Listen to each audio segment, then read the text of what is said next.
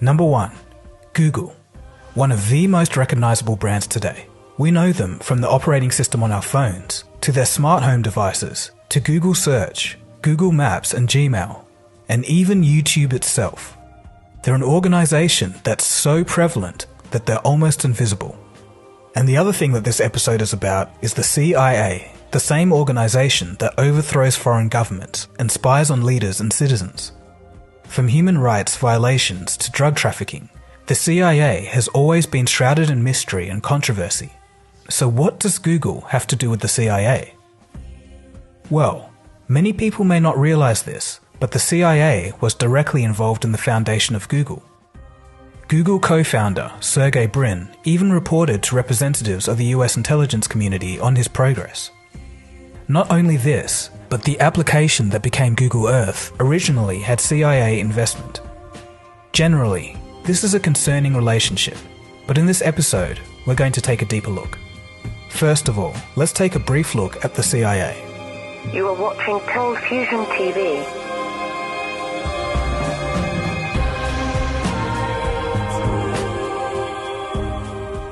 After World War II, the United States would face the Soviets in a battle for world supremacy.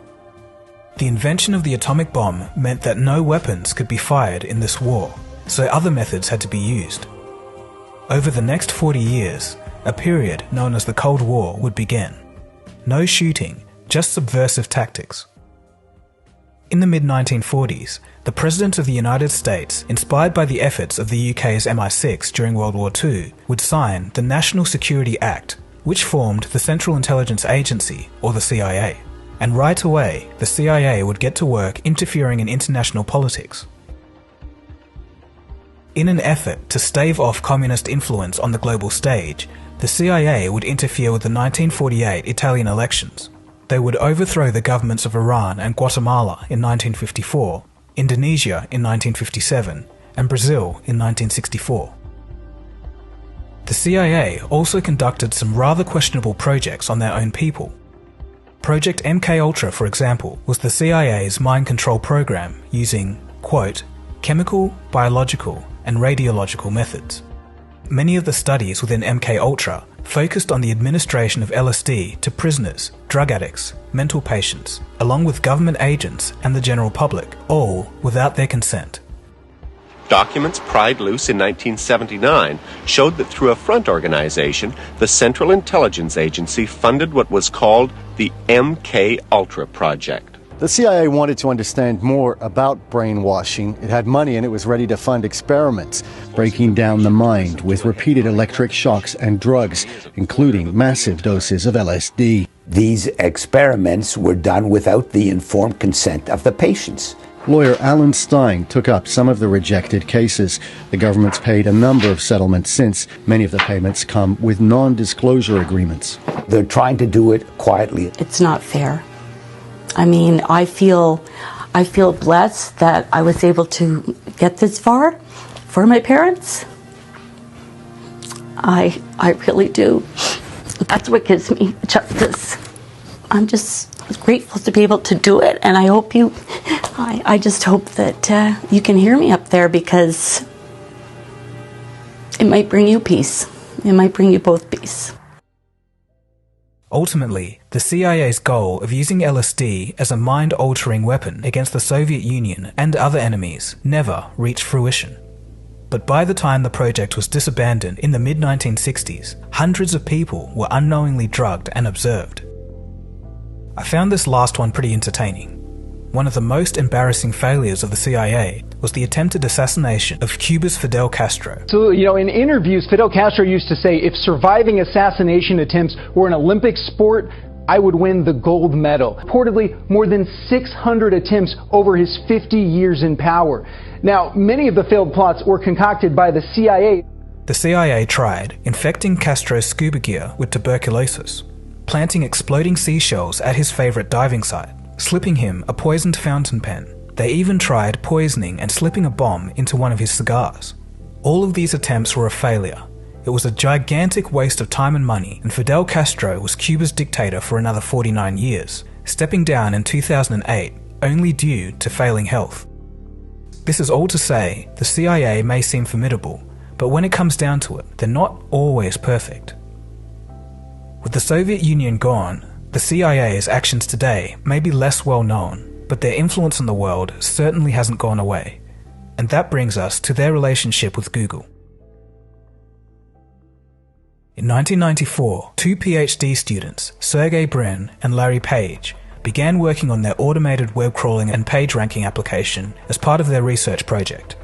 They had bet on making the exploding internet easy to access, and it paid off enormously. Sergey Brin's part of the Stanford research was funded by the NSA and CIA. Brin would often report progress to non-Stanford individuals, one of whom was Dr. Rick Steinheiser. Steinheiser represented the CIA's Office for Research and Development to oversee their research funding in a joint CIA-NSA program. It wasn't uncommon at the time for research projects to be funded by the intelligence community. Government intelligence agencies had set up programs and often seed-funded projects. Roughly $3 to $4 million of funding flowed through the intelligence community programs into universities. And while both Google and the intelligence community deny that the CIA directly funded the start of Google, it's evident that the intelligence community's research funding helped not only Google, but Silicon Valley as a whole. There are many ways this relationship is built and preserved. One of the biggest is perhaps the Highlands Forum. There's a good chance that you've never heard of this forum, but it connects the wider Department of Defense and the intelligence community to the tech startups. This keeps the military and the intelligence community at the cutting edge of tech. Many executives on the Highland Forum hold positions in the CIA, NSA, and many other agencies. Movements from these agencies into Silicon Valley is common. For example, in 2012, the Highlands co-chair, who also worked at DARPA, left the agency to accept a senior executive position at Google. In an email thread made public, Sergey Brin discussed information sharing for the purposes of national security with the head of the NSA. In 1999, at the peak of the dot-com boom, the CIA launched In-Q-Tel, a Silicon Valley venture capital fund. Its mission was to invest in startups that aligned with intelligence agencies' needs. In 2003, the CIA, through In-Q-Tel, would invest in Keyhole. Keyhole was a startup that built 3D global mapping software. One of its first uses was to support US troops during Operation Iraqi Freedom, the campaign to overthrow Saddam Hussein. The next year, Google bought Keyhole, whose team now included CIA personnel. Google would soon turn Keyhole into the basis for Google Earth. Only a year after the purchase, the director responsible for initially investing in Keyhole at the CIA investing firm In-Q-Tel moved to take a position at Google. During this period, Google would win contracts for different search applications for the NSA and CIA. It's understandable that Google has a relationship with the CIA and many other government agencies. In fact, most tech giants do. At the start of this year, with a looming US election, some of the biggest names such as Microsoft, Facebook, Twitter, and Google have had meetings with the FBI, Homeland Security, and the Office of the Director of National Security. Little is known about these meetings, apart from the theme of how tech giants can ensure security for the 2020 elections. Google, for example, has implemented an advanced protection program. This program offers Google's highest protection level to high-risk targets such as journalists, activists, politicians, and business leaders. It effectively makes these accounts less susceptible to hacking risks such as phishing and malware attacks. But perhaps the greatest demonstration of the company's integration into the intelligence community is Google Federal.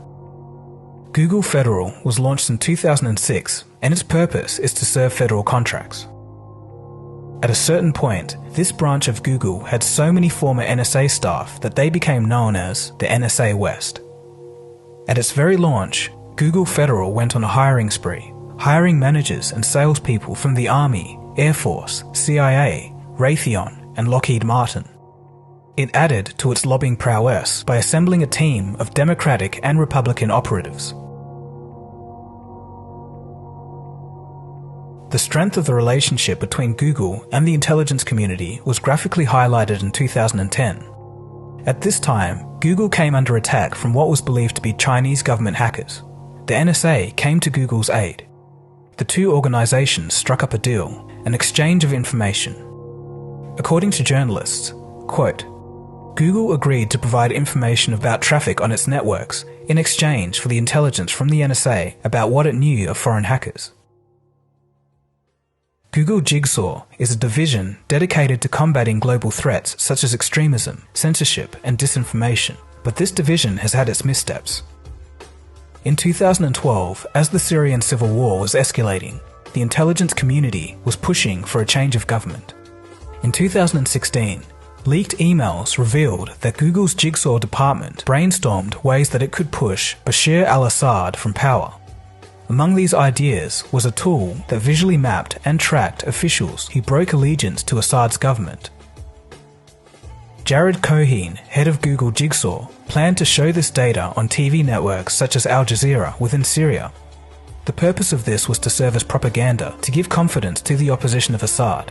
This opposition was, of course, the side that the intelligence community wanted to win. According to Fred Burton, a former intelligence agent at the security branch of the State Department, quote, Google is getting White House and State Department support and air cover. In reality, they are doing things the CIA cannot do. More recently, Google created a tool to track if users are at high risk of radicalization based upon their internet usage. The tool redirects them to government websites focused on persuading them off their ideas. It seems now, more than ever, Google and other tech giants are blurring the line between corporate and government intelligence. Google's entry into the market makes financial sense. By 2019, the federal government was spending $90 billion a year on information technology. It's a huge market, and Google seems to want to maintain a strong presence. The world in which the CIA and the intelligence community operates is a distant cry from reality and what most people are aware of. Likely, we will never know the full extent of their operations or the events that the CIA had an impact on. From helping overthrow governments to spying on the public, many controversies follow this organization. We didn't even touch on drug trafficking operations during wartime in Asia, Watergate, or the recruitment of former Nazis. That being said, it could be argued that there are just as many less sensationalized activities that have kept peace in the world that the public would never be aware of. Such is the nature of this organization's work. Secretive, enigmatic. As technology and the freedom of information give power to the masses, there is now a rising risk of an adverse technocracy. What hand will tech giants play in this future? And what does this mean for the world and society if private companies begin running intelligence and intervention programs on the public? Many years ago, when I was younger, I used to be fond of Google, but now I look at them differently.